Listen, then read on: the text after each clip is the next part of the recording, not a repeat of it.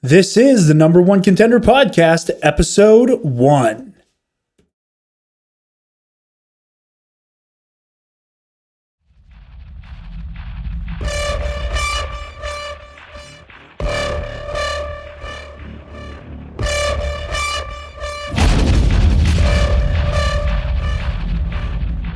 The Nerd Academy podcast is released weekly at 12 p.m. Eastern Standard Time, available on our website at www.thenerdacademypodcast.com and wherever you listen to podcasts. You can find the Nerd Academy podcast on Facebook, Twitter, Instagram, and YouTube.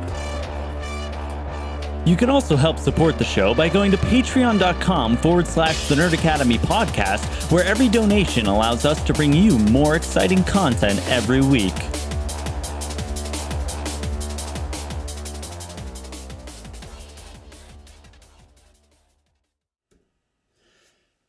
Hello there, schmoes and movie trivia wonks. I kicked my water bottle over, but it's been a long night already. So it took -3 seconds. Hey, no body slams yet. Not yet. I am your host, Jarod the Dark Jedi Bachman Stubbs, and joining me is Black Leader Travis Grossman. That one slipped. That had some power behind it, though. Because my finger slipped. Yeah. Yeah, It put a little extra sauce on it. This is, as we said, the first episode of the number one Contender podcast, the show where Travis and I bring you all things Movie Trivia Schmoedown. It is our favorite sport, and I'm going to call it a sport, and I stand by that because it is a sport, damn it. If Fortnite is a sport, movie trivia is a sport. That is a valid argument. Thank you. I stand by this thought process. I also want to watch someone try to do the Schmoedown while, playing baseball. Okay, keep talking. Keep talking. That's as far as I got with that idea. As many of you know, the Movie Trivia Schmoedown Awards happened yesterday at time of upload on the 15th of January. And we are here to recap the awards for our first episode. So, Travis, before we jump into the awards themselves, how'd you feel about the ceremony itself? It was the best live event all year. Ooh, I feel like that's shade. I feel like that's a little bit of shade. Only a little bit. And it's not their fault. You know, COVID got us all pretty good. Yeah. There was a point where I said several times they need to just stop doing live events because it was just too much of a hassle. And I mean, even that blooper reel we saw said enough. Well, they clearly took it to heart with the Spectacular because the Spectacular was pretty much all pre-taped. Yeah, I mean, because it's so much. Yeah. Between the fact that the Spectacular is 5 hours long, if even there's one big technical hiccup, the whole thing goes awry. Yeah. You know. And that's the Schmoedown Super Bowl down the toilet. Because, Bibiani's Wi-Fi shit the bed or some nonsense like that. We're going to be going through the awards in order. I know there's a couple Travis and I have issue with. Being honest, there's a couple here. Anybody who's listened to the main shows know that I'm a big old corruption boy. I don't really have a favorite. No, nope, not at all whatsoever. Come watch the video if you're listening to this in audio. Yeah. There's video now. Yeah, there's a video now, and the bit is that Travis is wearing a Smets hoodie. Master Chief is behind Jarod. Haunting me for the sins of being very bad at Halo. But yeah, jumping right in, I do want to say I loved Mark Ellis's monologue. It was quite good. It was very good. It is very hard to do stand-up just into the void. You know what's harder? What? Now that we have video, I can't just silently burp off mic. Because people are going to see. People are just going to notice you're just going, hey, you're sure like WandaVision. It looks like, I just did it now. It looks like I'm blowing out a vape. Yeah. I just did a vape. He did not. Nope. It's over there. But and it's not his. But no, there's so many things we can't do anymore. For example, so many I we can't can. we need to limit ourselves. So jumping into the first award, comeback player of the year was, and this is in no particular order on the wiki, because I was trying to have this all in order. Comeback player of the year went to Andres Ace Cabrera. Obviously, he was coming off of the big loss he had at the beginning of the season to Robert Parker. His contemporaries in that category were Lon Harris, Liz Shannon Miller, Perry Nemiroff, and Jeff Snyder. I think Ace was the good choice there. Yeah. I think the only other person who comes closer would be Perry Nemiroff. Not because the comeback itself was as impressive, but because her comeback involved her being like, oh, hey, I haven't played in like a season and a half, and then beating KO. Which, that and Snyder, So Snyder got some awards he didn't need. He could have gotten this one. He could have gotten this one. But I'm glad it was Ace. I like Ace a lot. Me too. He's one of my favorite Star Wars players right now. I think Laura Kelly is my favorite, not just because of corruption and Force Toast reasons, but I like her style of play and the character she brings to the game. Babyface of the year went to Brendan the Kid Meyer. I don't think that's a surprise at all. He's a literal I think he's younger than me. I think he is. Is he younger than me, though? I think he's your age. You think he's just like a ripe 22? Or what? Well, wait, no. Google it. Google it right now. I will. He's literally the kid. I'm assuming that... I don't know what they mean by babyface. So that's he's 26. He's older than you. My God. No, so that is the inverse of heel with wrestling terms. Ah. So if a heel is a villain... Did you say wrestle? No. We're going to try to avoid that at all costs. But his contemporaries in the category were Andres, again, Coy Jandrew, Perry Nemiroff, and Kevin Smith. All really enjoyable people. Kind of surprised Beast wasn't in here, honestly. I didn't mean to click on the Dan Murrell wiki. That's interesting that exists, though. But yeah, I don't think there's any question that it should have gone to Brendan Meyer after everything that he has done. He's just so wholesome, He is the goodest boy. He is the goodest of boys. Brendan, the goodest boy Myers. Change your name, Brendan. Do it. I think the kid is charming. I think for him to just go Brendan the boy Myers. The lad. The lad. I like the lad. The absolute lad Myers. Coy. We're giving you ideas for free. Come on. And then we go on to Babyface Team, which, with no surprise there, went to Shazam. Best team. Best team. Best team? They're the best team. You're looking at me like I'm wrong, but I'm not wrong. They're the best team. They're the champions right now. That match at Spectacular didn't happen. Oh, yeah. They would still be champions if they were playing in person. I'm inclined to agree with you. They were the hardest hit by having to go to remote. I think you're right. I do think you're onto something. I think that might be the biggest weakness that they had this season was just that they had to play remotely.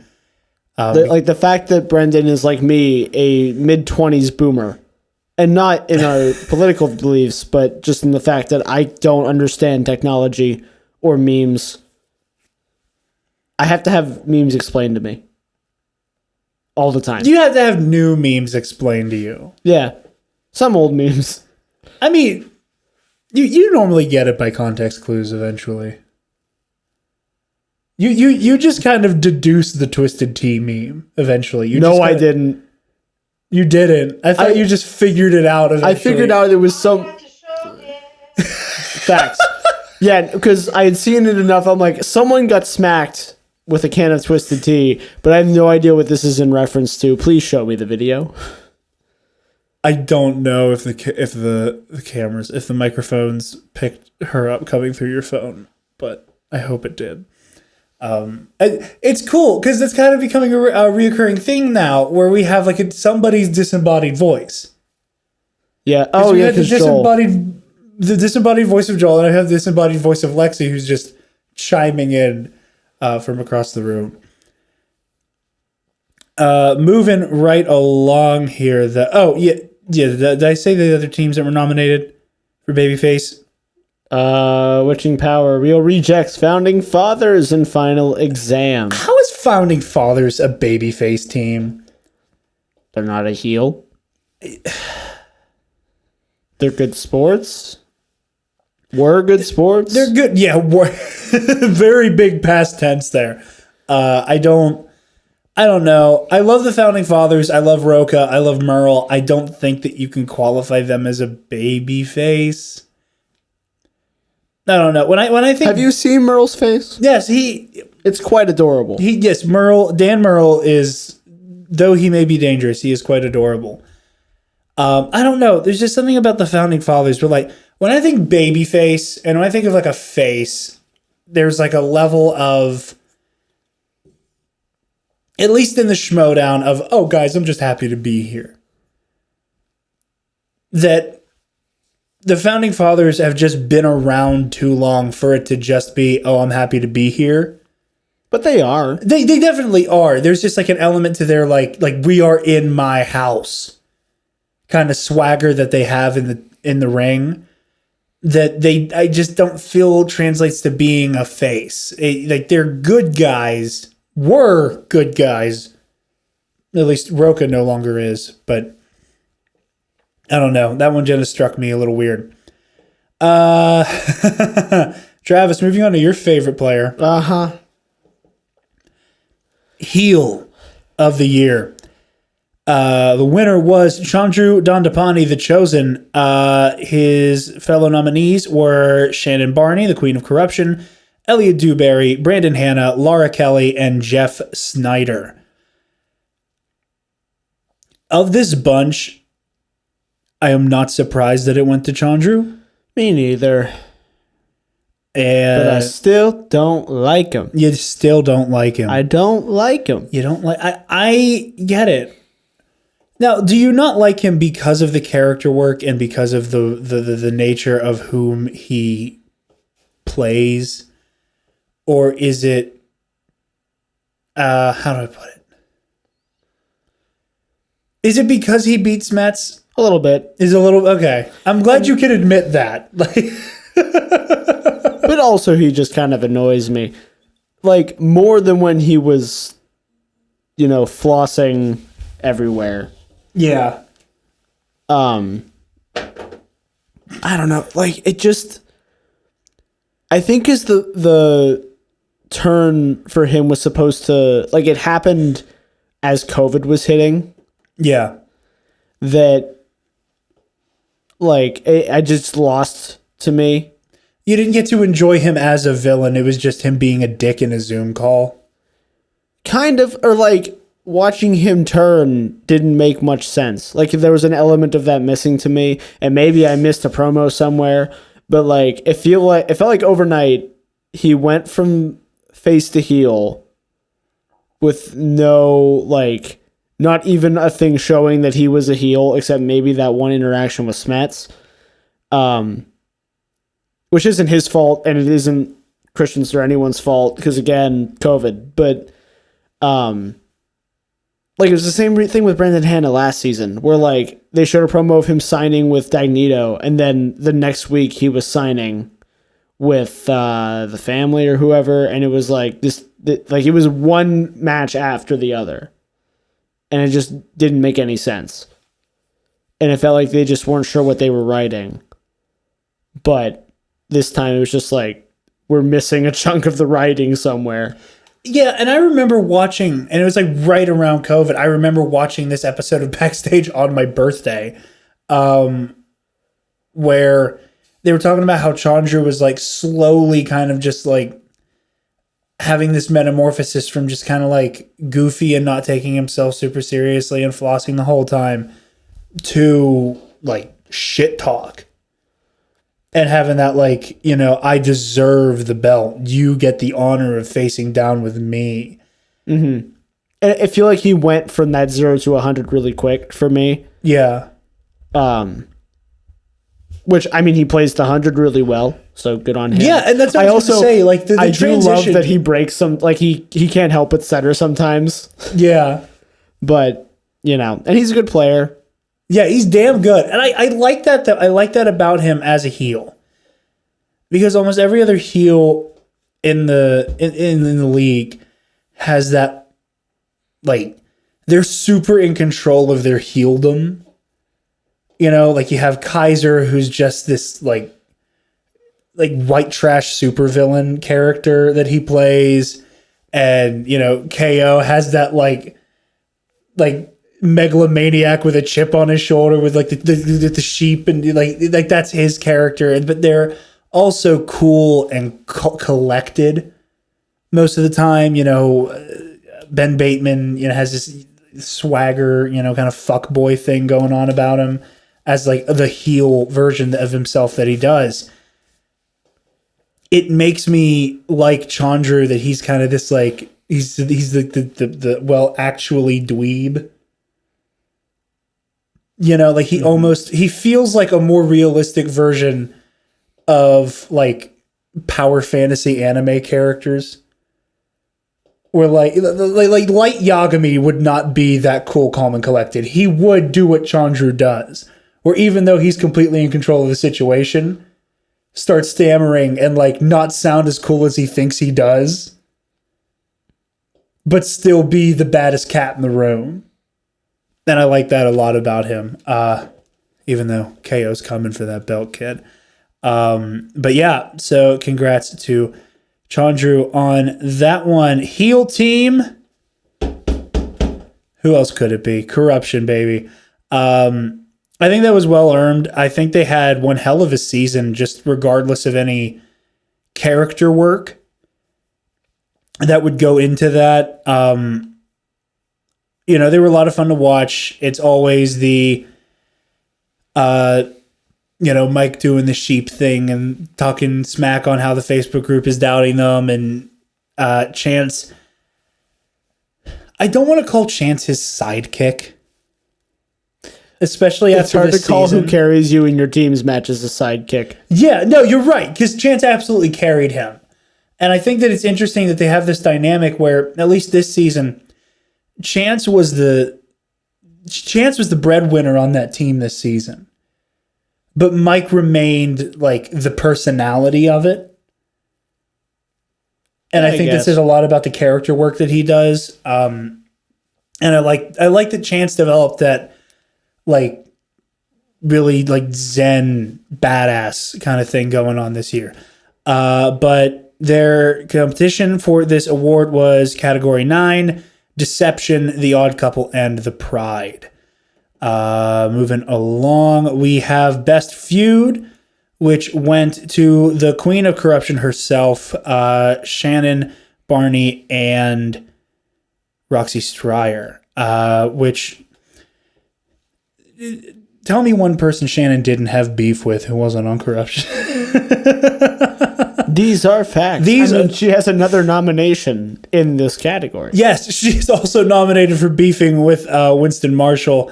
The other people in the category were Ben Bateman v. Tom Dagnino, Dawn of Douchebag. I'm just kidding. I love both of them. Chandru Dandapani versus Kevin Smets, and the Founding Fathers versus Corruption. I'm not going to lie. I kind of wish it went to Founding Fathers and Corruption. Of course you do.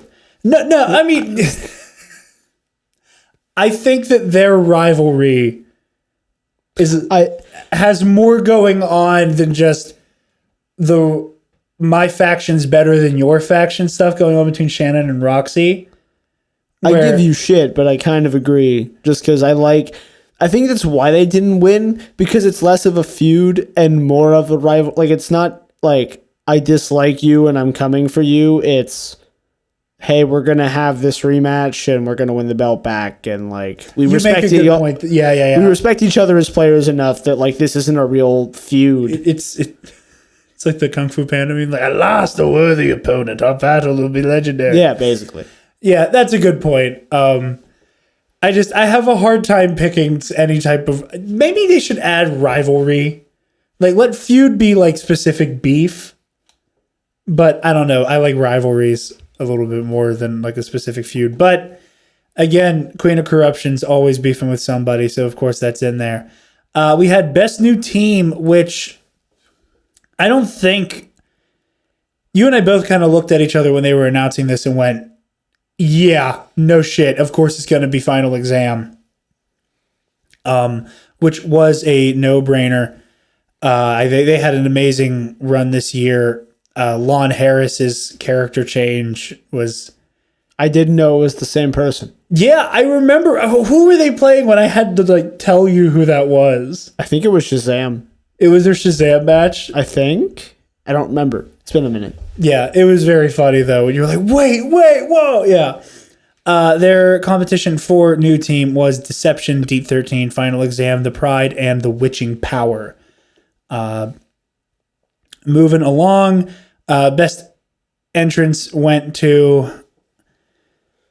you say it. I'm going to butcher it. I'm going to make you say it. Zerflirt and Flaus. Zerflirt and Flaus. Okay. Zerflirt and Flaus. I know that he didn't accept his award until a little bit later into the ceremony, but Brett Fashionably late, yeah. I hate that Zerflirt and Flaus feels like a you character. It feels like the kind of character you would like introduce into something. I have no idea what you're talking about. And since Alexis has no idea what we're talking about, I think we should both agree that you absolutely need to do Zerflirt and Flaus hair sometime soon. No. I refuse.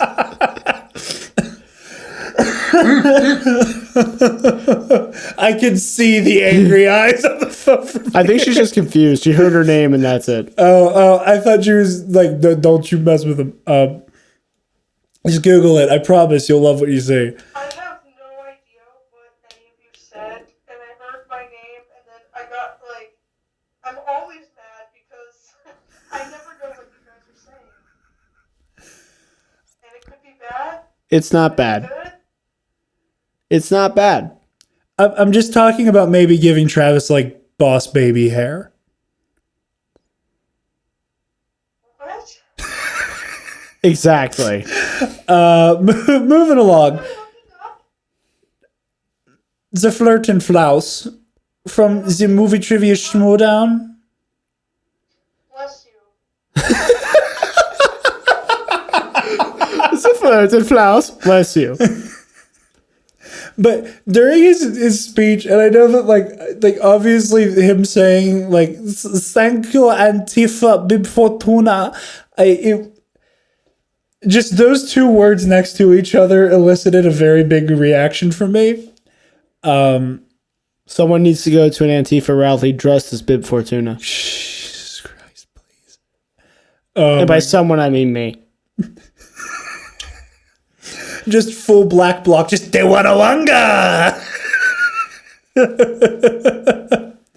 The other competitors for entrance of the year were Bonnie Somerville against Marcel McKee, Shazam v Final Exam, Real Rejects v The Pride, and Real Rejects v The Cuckoo's Mess. Featuring Video Drew, who was on our first movie review on Nerd Academy. Whoa. Crazy. I always forget that we actually did get a chance to review Birds of Prey. Yeah. And that was a fun one.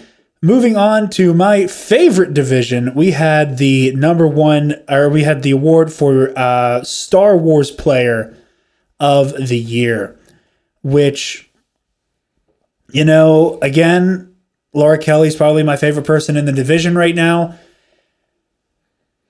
But well deserved. Well deserved. Another award for Andres Ace Cabrera. His competition in the field was, shocker, Alex the Demon Damon. Who I called Matt Damon unironically twice earlier today. I wasn't going to bring it up. I wasn't going to make you own up to that. It happens. I'm proud of you. We Molly Damon, Andrew DiMolanta, and Lights Out Laura Kelly. We were talking earlier about Laura's run in the Star Wars tournament and how she was kind of the opening salvo of Corruption's comeback. Here's the thing. I don't like calling it a comeback. Because for me, the faction stuff didn't start till the Star Wars tournament.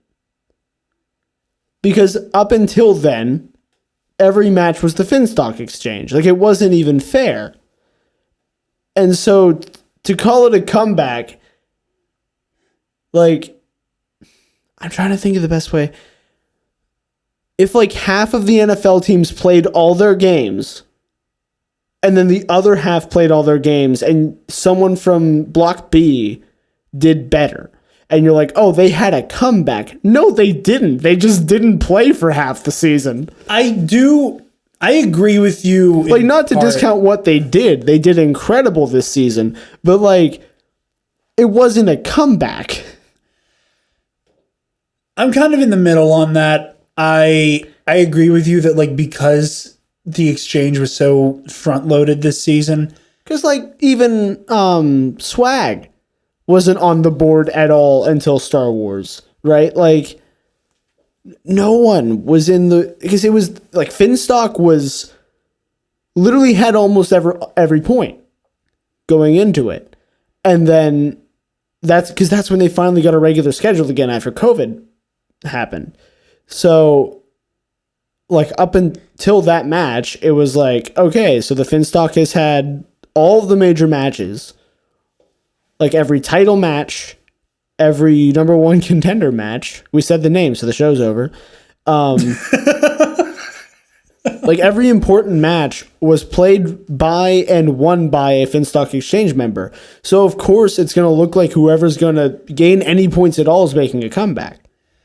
Yeah, I agree with you on that part of it. That makes it very complicated because the season was so front-loaded to the exchange. And as much as I love the faction war element that has been introduced since even season 7, it's fantastic for the tournaments. It's great for the tournaments.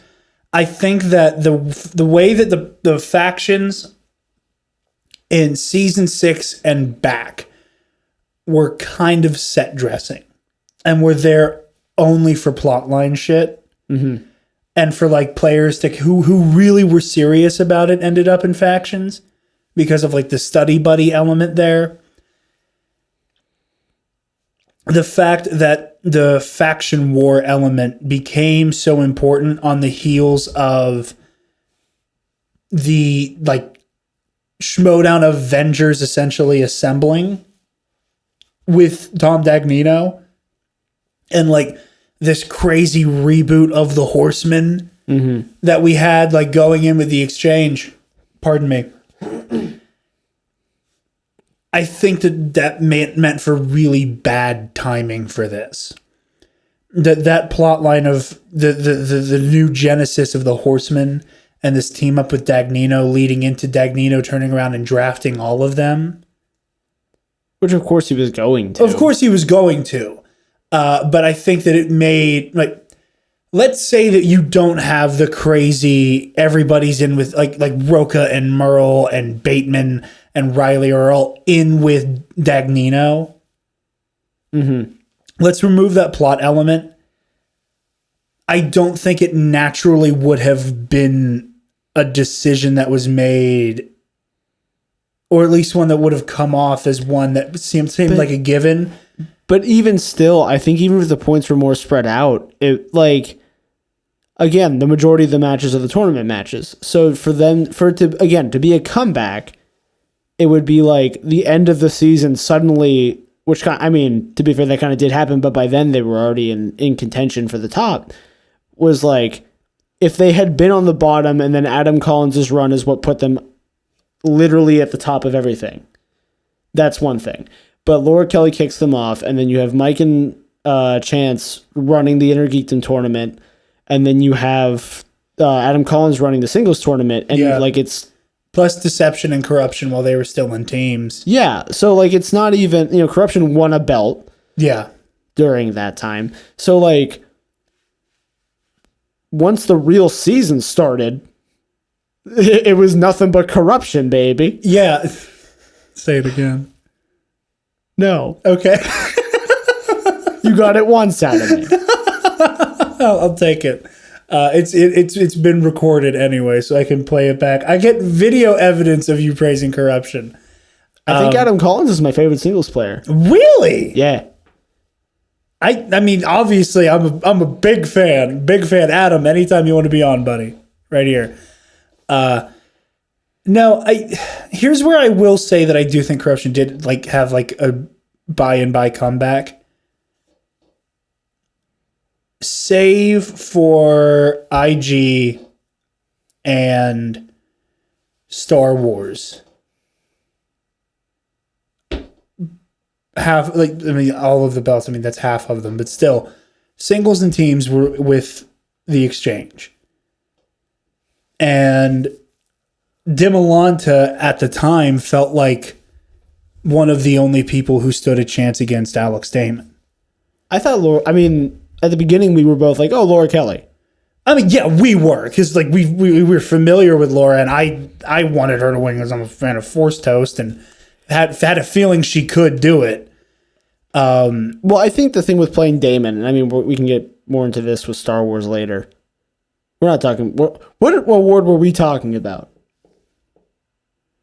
We're talking about Star Wars Player of the Year. Are we? Yeah, because I brought up the opening salvo. No, we're talking about Faction of the Year. Or no, we're heel Faction of the Year. No, we're talking about Star Wars Player because I talked about Laura being the opening salvo of Corruption's comeback. Yeah, which it wasn't. Yeah. My thing for the comeback is that they had the two main belts. And I think Laura and Dimolanta were the two who could have done it. Ace as well. Obviously, Ace proved to be a worthy opponent. That's why he won the award and had this amazing season. And that's not to take away from we're talking about a lot of the faction stuff right now. But Ace going from play-in to the tournament with Kai Mundi, still remember it. But coming from Kai Mundi all the way up to getting a chance against the top dog, that's why he's the comeback player of the year. Like, he started in the dirt and then came out of nowhere and absolutely started handing everybody their ass. I would spend more time on Ace's story, but it's every promo has kind of done it for us. And it speaks for itself at this point. These is fakes. So, yeah. Rookie of the Year, this one does not require much conversation. Adam Collins, my God. I love me a player who comes in, demolishes a format, and just takes everything all at once. And knows their shit. They come in I know my shit. I'm going to crush this. Exactly. It's what drove me to love Smets, man. It's the same feeling. We're they're not in your face about it. They just come in and go, okay, I'm going to win now. And they're not overly aggressive. They're not shouting in people's faces. They're not talking a lot of shit. They're just, okay, I'm going to win. That's it. That's all there is to this. And that's why I love Kevin so much. And I really enjoy watching Collins play too. I do too. I like him a lot. Again, I remember during the free agency over the summer, whenever Molly Damon finally got drafted and, she finally got to show up, and I remember seeing Adam Collins during that special where Harloff was like, all right, and one of our first people, and he's going to Corruption. And I was like, I want to see what happens with this dude. Because he just seemed interesting, and he was as cool as a cucumber. I was like, I want to see what happens with you. I really do. I was really excited for him. And then rookie season, dethroned Dan Murrell after one hell of a season for Murrell. So, yeah, Adam Collins is definitely already in the annals of Schmoedown history for that reason. More serious topic. I'm glad we're talking about Smets now. My boy. Oh my God, the Yodi Award. It made me cry. I got choked up. The promo for it got me right here, and I started to get tight through my chest. And then they just kind of let Kevin go. And he's one of those players, and he joked about, Harloff getting angry at him whenever he cracks a smile and breaks character a little bit. And that said, aside from him occasionally smiling during a match, you don't get past the visage, hood up, tell Peter I'm coming for the belt, I can't get it around the headphones, but yeah, you never get to look at you. I'm doing it. I kind of like him. Hold on. Do you have? I like him a little bit. I didn't realize you had them both on. I love it. If I wasn't working today, I would have had my corruption shirt on. I wish I did, but no. I was really emotional watching it, and it's rare. You don't normally get to see Smets just be Kevin Smets, not the Smasher. Mm-hmm. And it was just so much seeing him be so vulnerable and seeing how much he loves all the people around him and in the league, and hearing how grateful he is for the love of everyone else. It was a lot. It was really a lot, and it was really beautiful. Yeah, it was. There was like that. We joked about watching Chris Stuckman's Jehovah's Witness video earlier this week. We're like, oh yeah, a bunch of things that you've done before now suddenly make a lot of sense. And I kind of expected him to lose his match with Chandru because right before he got married and had a kid, or I don't know if his baby was born yet. She might have been still on the way, but just in my head, I'm like, he's living a real life right now in the middle of COVID. I'm not going to be surprised if he isn't, batting 1,000, and that's okay. Yeah. And then a couple months later, it's like, oh, by the way. Yeah, it's just the dude's insane. He is. He's an absolute monster. And it goes without saying, but just saying it again, I think everybody, period, can't wait to see Smets. We don't have to follow the rules of no cussing on the Schmoedown, so we can't wait to watch Kevin make cancer his bitch. And then Chandru. Please come back and beat Chandru. Take your time. Make sure you're okay. We love you. Take your time. But I want to watch you break him. I want to watch you smash him. We like to make we love. Okay, this is the first episode, so now's a good time to say this. Anytime we are shit talking anybody in the Schmoedown, we're talking about the character. Oh yes. So just putting that out there. So that said, one of the few times I've ever appreciated the existence of John Kaiser as the corruption boy was, even though I think he was talking about KO, was that almost now iconic, just gets up in his ears, smash him. I don't know why. I love that rapport between Kaiser and Smets. Like all of my favorite Kaiser moments are him being Smets' hype man. Mm-hmm. Like smash him. Like the way he jumped into Kevin's arms whenever he won the IG belt. Yes, I acknowledge that match happened. Now we're even now. Okay, stop smiling. No. But I will say, as much as I like to do the shit talk stuff because I love corruption and I love the faction of all heels, Kevin Smets is one of the best players to ever step foot into the league. And as much as Chandru talks about how he saved the IG, I don't think the IG was ever in any real danger. Nope. But it certainly isn't. I think Kevin Smets is the one who turned the heat up and made it just as terrifyingly competitive as singles and teams. And I think the Star Wars tournament did the same thing for the Star Wars division for the most part. As much as it could. As much as it could. My audition tape stands. I'm just waiting on Sam Witwer to come out with a metal chair. I know that they can't do it anymore because like they don't do the licensed music. But there's a part of me that would do anything for like a Star Wars championship match to end. And while somebody's giving their speech, you just hear the Force Unleashed music. What do you even mean somebody?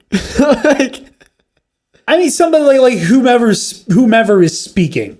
Well, I assume you meant the winner, which it's going to be like I love everyone in the division. It's going to be Alex Damon every time. Like I don't know how you beat him. Fair. Like I just at this point. Fair. But I still think Smets smash the Star Wars division. It's easy. just smash Star Wars. Yeah, it's fine. Smash Wars. Smash cancer like it deserves to be. And then smash Star Wars. Where does Chandra fit into that equation?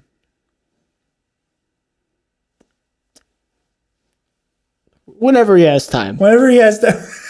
Whenever you find it in your schedule, Kevin, just get around to smashing Chandru.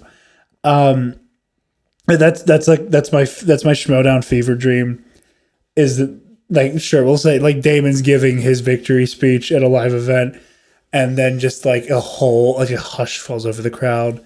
This is a da da da da da da da da.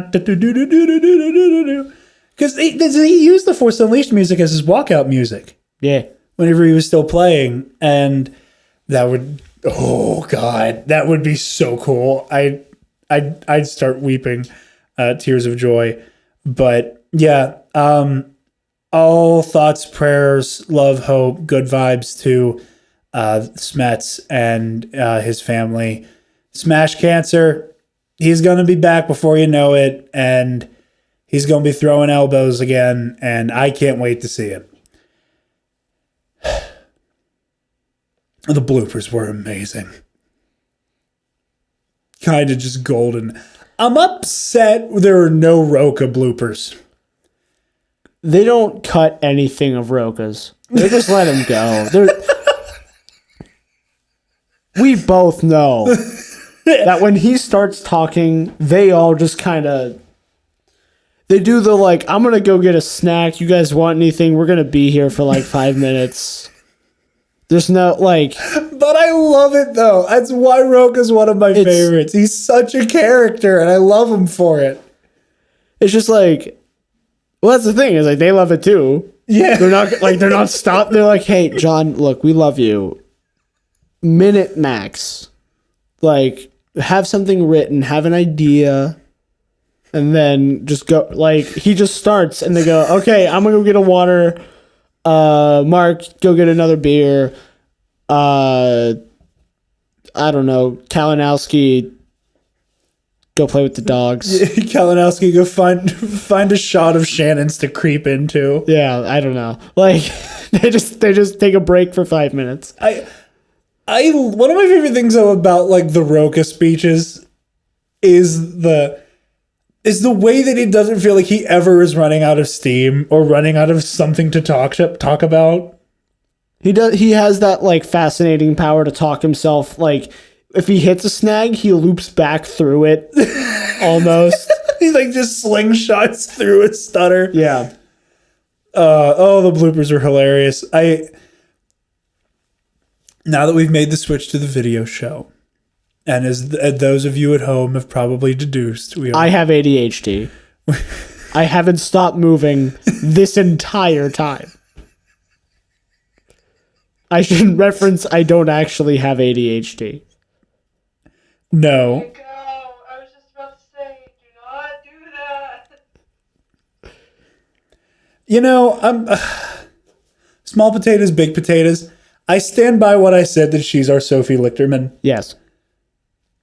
Absolutely. I stand by that. That like, if you and I are like some weird hybrid of Cody Johnston and Robert Evans, You forgot Robert's name. I literally almost said Evans Robert, and Evan Roberts. and I had to like, I'm going to legally change my name to Evan Roberts. I had to like soldier through.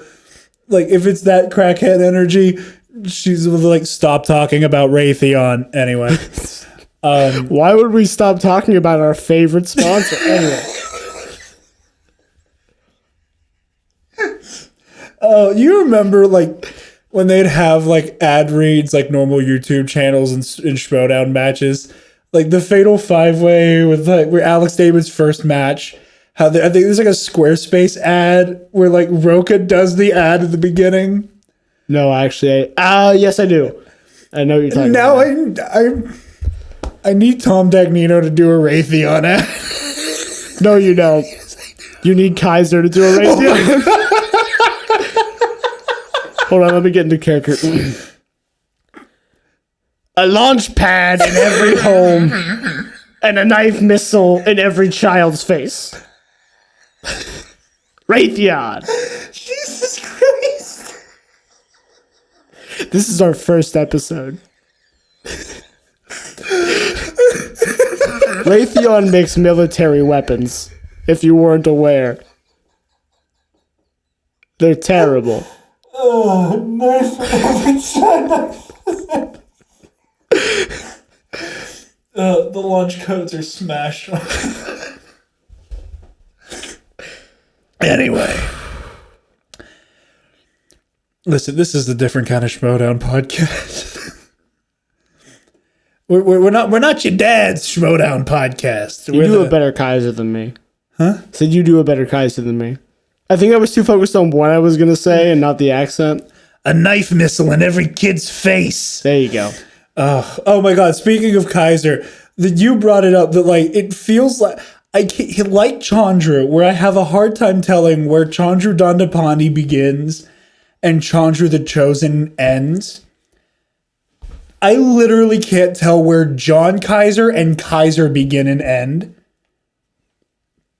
And I don't know if during that one blooper, it was because he didn't know what was going to get cut. So he never stayed turns. in There's no character. way he ever turns off. Oh my God. They're just like, I see you stealing insults from your kid now, Harloff. Like, There's no, like, for maybe at the beginning, he's like, hey guys, how's it going? Okay, I'm on now. He's like, it okay. that's it. I'm putting on the do-rag and the hat now. Goodbye. The other guy's going to take over. Oh God. Those the bloopers that absolutely made my day. Who was it? It was like Warfather and PJ Campbell. It was the ones that he kept cycling through. Yeah. That Harloff kept accidentally putting on screen. That's how I feel trying to master this new video software. And I looked at Travis. I was like, I want you to know that's gonna be me when we record tonight. Moving right along. Best Movie Trivia Schmoedown Media went to Call for Action podcast. There. Call 4, call 2. Call to Action. Yeah. The only bad press is when they mispronounce your name. True. Call to action. Call to action. And you can believe me because my name is Jarod Bauman Stubbs sometimes. There. Jarod Bachman Stubbs. Oh my God. Forgot about your rude. Jarod. That's a deep cut. Okay, we're going way too deep into lore now for episode 1 of this show. Their contemporaries for this were A Certain Point of View, Let's Get Ready to Talk Schmoedown, Machine Mondays, and Repeat the Question. All great shows. And hey, who knows? Maybe next year we'll be nominated. Probably not at this rate. I think we're one Raytheon joke too deep to be in the Which running. means there's no going back. Which means there's no going back, and we're going to mention Raytheon in every episode of the number one Contender podcast. You need to get a sign We do not need a Raytheon right here. sign. We do, under the shield, right we do here. not need a Raytheon sign under a Captain America shield, you sick son of a bitch. It's called symbolism.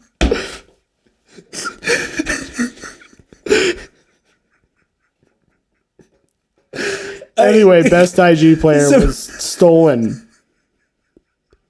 Chance was bamboozled. Yeah, okay. This is another one. And again, I want to make one thing abundantly clear. Chandru is really good. He's a good player. Chance ran a division he's only played in once. Yeah. Like he had And one match.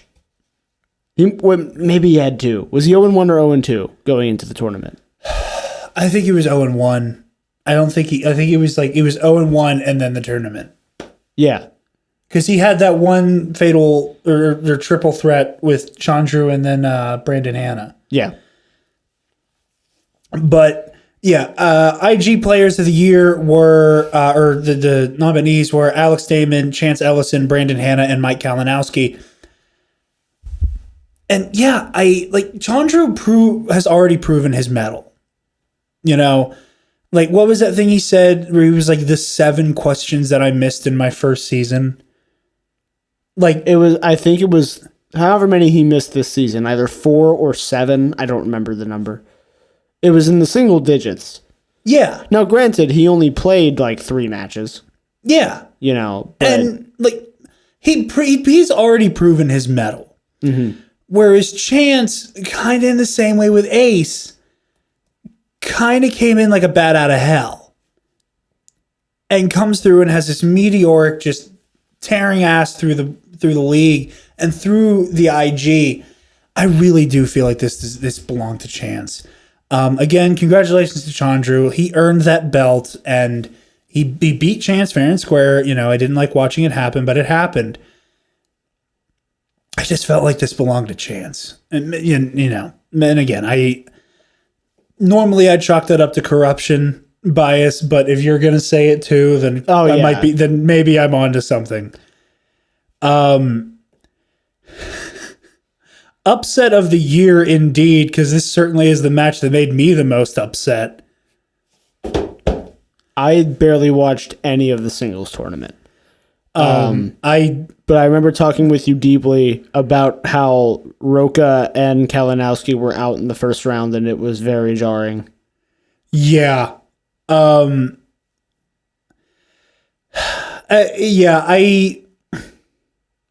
I'm gonna be honest, and I'm upset kind of with myself that I had this reaction. Granted, like COVID and work and trying to make this happen also were factors.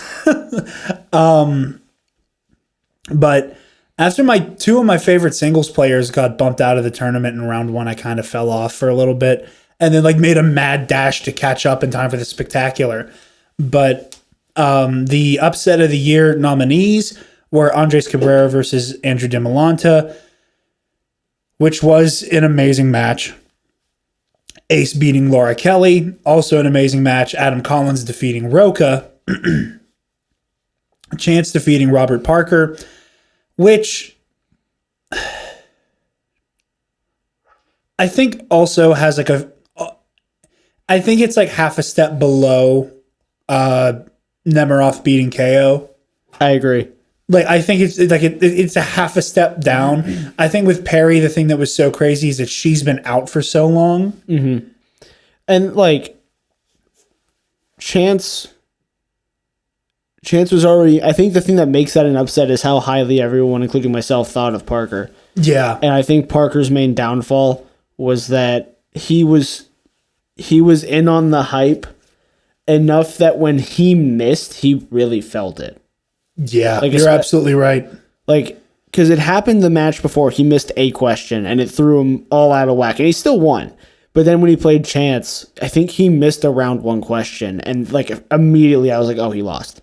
Yeah, Like he cannot mentally recover from this right now. And it just throws him off too much.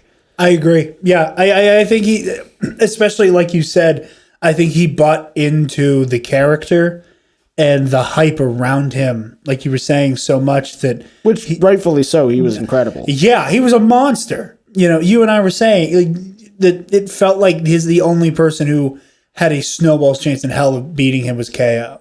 Yeah. Like, I didn't make any real brackets. I kind of just looked down and I'm like, okay, here's what the final matchup's going to be. Which, I was wrong with Star Wars. I was wrong with Inner Geekdom.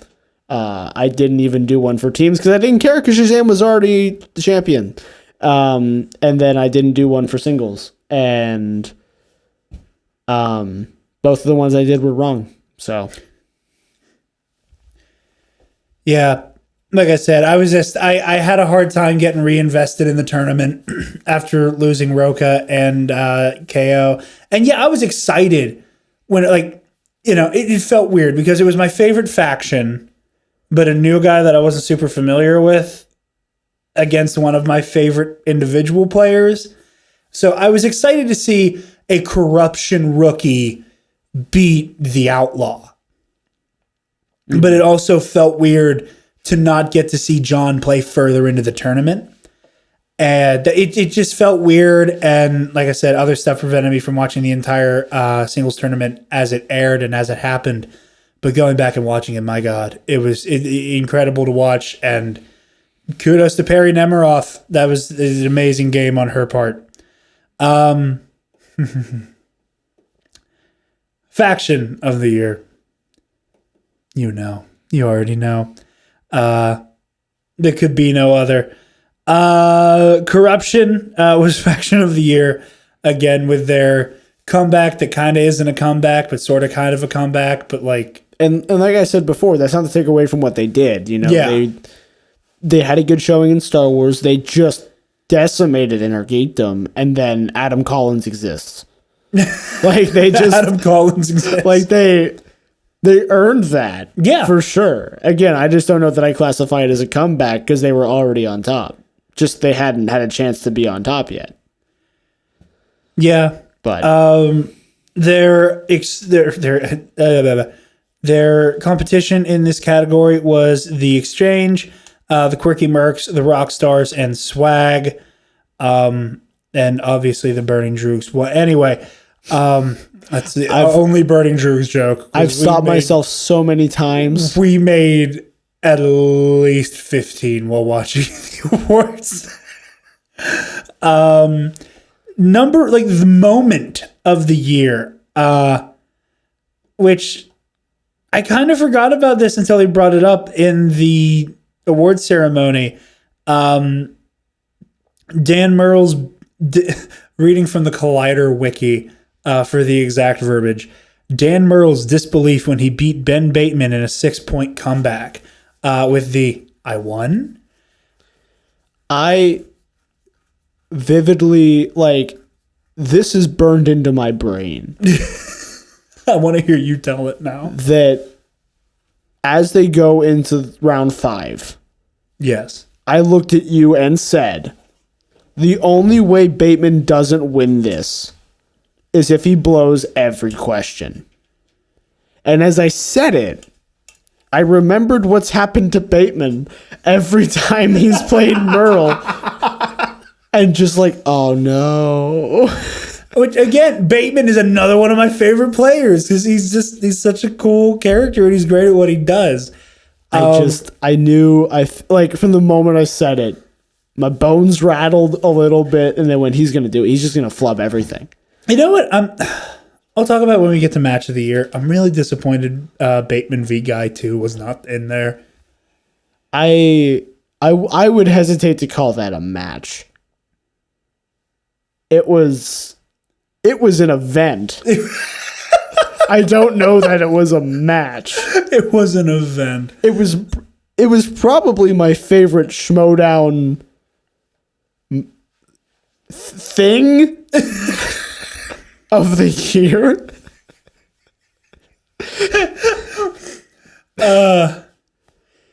Because like I want to do that. I want to be able to do that so bad. Just like what Guy did. Yeah. Just go on to a show that I'm a semi-regular on and just have the zoomies to the max. Like I've done bits of it on TNAP, but I've never done a full episode. The best part, and one of the most entertaining things about watching the Schmoedown this season was that we were slowly getting Levi into it, at least trying to, and he enjoys the Star Wars stuff a lot because he's super familiar with Star Wars. But explaining to him like the plot lines and going like, you don't understand like that Andrew Guy spiraling right now is funny on like 18 different levels. Who do you think is in the Schmoeminati? Who do I think is in the Schmoeminati? Who do you think? Because I have my prediction. I know who it is. How many people kidnapped Guy? What was the? I think there were 3 people who 3 jumped people. him. I think They're Christian Harloff's personal clones of JTE. They're JTE clones. Yeah, like they're mindless drones, but they're clones of JTE. God damn it! I don't want to watch Gemini Man again. I didn't like it the first time, and I liked it even less the second time. I like that idea. I hope they go for that, and it's clones of JT. Like that's so like they're the foot soldiers. So you're saying that Harloff is the Schmoeminati? Harloff is the Palpatine to the JTE clone army on Camino. Well, wait a minute though, because they said it's the whole big thing though is that Guy has that evidence and he wants to give the Skybound that says that Harloff isn't involved. Then it's Mark Ellis's. I don't know. I wanted to Someone has an army of like 200,000 JTEs hidden somewhere in California. I love it. That's how Biden won the election. It was not votes from California. I can promise you No, that. it wasn't votes for California. They just sent them to different pockets. Sent out the GTs to the Republican states and flip them. Where's the JTE unit in Pennsylvania? Yeah. The other contenders for moment of the year were Shannon Barney drafting Elliot Dewberry, Bibiani and Mark Andraco having a touch of moment and spectacular post-interview, Dan Murrow v. Adam Collins post-interview, which was probably my favorite moment of the year. I'm so happy that Roka's a full-on heel again. It makes me so happy that he is back to being a straight-up villain. Obviously, Dan Murrow with the I won. And Kevin Smith gives Chris Jericho Kevin Smith movies on Opponent's Choice. That's a lot to say. A lot of Kevin Smiths. What if it's an army of Kevin Smiths? They would be too loud. They would be too loud. And I can't believe I'm about to say this. They aren't thin enough. Which is crazy to say about Kevin Smith because I forget that he lost all that weight. But I'm not sure. I want it to be Ellis. I want it to be a face. I want it to be a face at the heart of it. Like, I think it's too obvious if it's like... It's Joe Biden. Joe Biden is not here for some weird communist coup. He's here to take over the Movie Trivia Schmoedown. It's America's only interest right now. Yeah, he's He's trying. Joe Biden's here to avenge John Campea. No, I like. Part of me wants it to be like Winston Marshall being involved, like something crazy. Like you would never expect somebody like him, or even like Sam Levine, because it feels too obvious if you go with Kaiser. Right, because he's like, because like I said, like you get that weird, like, oh yeah, I was always behind it. I always knew he's my army of clones. You bozo. With Shannon, like it's the queen of corruption. She already has this supervillain thing going on. She's an easy suspect. I think going for one of the faces being at the heart of the Schmoeminati, I think would be a more interesting decision to make creatively. Team of the year went to Odd Couple. Travis and I were having a conversation before we started recording. Like I said, I feel some kind of way about people who are holding a belt being nominated for stuff like this. Because sometimes I feel like it's really easy to give the current champion the award because they won it at the end of the day. And that's why, like, for example, Adam Collins, I think, is a great exception because it's not just that he won and it's not just that he's the champ. He is an undefeated rookie champion who beat Dan Murrell for the belt. That won his title shot through the tournament and then beat Dan Murrell as a rookie. Like, he just checks like 8 boxes all at once. And not that the Odd Couple doesn't deserve it. I definitely got confused because I looked at the awards before we watched them, and I was like, how the hell did the Odd Couple get? Like, I know they won, but like, what else did they do? And I'm like, oh wait, yeah, there was a whole tournament I didn't watch. Yeah. No, they great performance in the tournament, and I'm not saying that the Odd Couple doesn't deserve it. I just have that weird apprehension of like, you already have the belt, and I feel like you're going to win this because you have the belt. But again, they did an amazing job, and they deserve this and the award. Mm-hmm. And I mean, like I said to you maybe an hour ago, they're kind of just always, like when they're in the mix, they're always just in the talks of winning. You know, yeah. They had that. You know, not that the Founding Fathers is a thing anymore, but they have that Founding Fathers vibe, the vibe that Corruption has kind of gathered, the vibe that Shazam has kind of gathered, where they are just always a force there. And I think Odd Couple's like the longest standing of that it still exists. Yeah, I mean, as someone who did not watch during the time of the Patriots. Yeah, that's exactly. And what's the common denominator there with Jeff Snyder? Mm-hmm. You know, yeah, you have a really good point there because I struggle to think back where I'm like, okay, well, the Patriots and Above the Line and Shire Wolves, but all three of those teams don't exist anymore. Mm-hmm.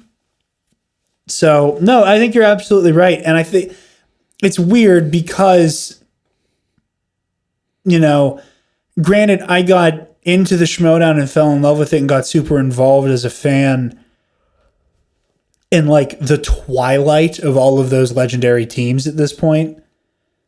Like I got there just in time to watch Sam Levine get double belted and then defend. And I got to see the Shire Wolves final, you know, kind of ride off into the sunset. And I got to see the Patriots absolutely decimate at the Collision and then at the Spectacular later that year. So, yeah, you're absolutely right that I think that like the new class of here are the top of the 3 teams that, you know, you want to try to keep a wide berth from what is Corruption, Odd Couple, and the now dearly departed Founding Fathers. Well, Shazam. Well, Shazam now. And I think that now the Founding Fathers is gone. That's kind of your trinity of powerhouse teams, like we used to have with Patriots, Above the Line, and Shire Wolves, kind of making up that pyramid. Match of the year, kind of predictably, went to Dan Murrell v. Adam Collins in the Spectacular, which again, Easy pick. easy pick. I'm trying to find the other nominees. The only one that was even close for me out of them was Scrimshaw v. Demolanta. Because it's a Star Wars match and that it was just a really good match, and also just like both of those matches had the same thing going, where both competitors were just laser focused the whole time and just like on the ball the entire time. I still can't believe that Scrimshaw missed that question in sudden death. To this day, him missing that question blows my mind. I don't remember what the question is. What did Darth Vader say was the only thing that could destroy him in Empire Strikes Back? Kimundi. No, it was that, and Scrimshaw said Luke. Yeah, it was. And he was, Luke's rage, or hatred. Only your hatred can destroy me, is the line. Manager of the year. We're at the end here, obviously. Manager of the year, Shannon Barney. Shocker. You know the other managers. Singles player, again, Adam Collins. Shocker. And player of the year, Jeff Snyder. Actual shocker. Actually surprised me. I really, like I said, we've spoken so highly already about Adam Collins and his amazing season. So I do think it should have gone to Adam Collins. But again, Jeff did have a great year. He had an amazing year. It's a well-earned award. And, again, kudos for Ace for being nominated. One of my favorite things about this season, and we're going to be doing episodes throughout, the leading up to season 8, where, obviously these are the awards and then the free agency and then the draft. And we're going to be talking about season 7 as we go, obviously. But the rebirth of the Star Wars division and it being something more than just a novelty where Star Wars podcasters got to guest on the Schmoedown and you got to watch Ken Knapsack have a dick measuring contest with Galen Marek. I say that as a fan of both Tim Witwer and Ken Knapsack. Seeing Ace up there and going like, yes, the Star Wars division is an actual division now. It is actually competitive. And it's not just, Again, as competitive as it can be. Until they make they make Damon play with the flu. Or, Jared, you're not that drunk.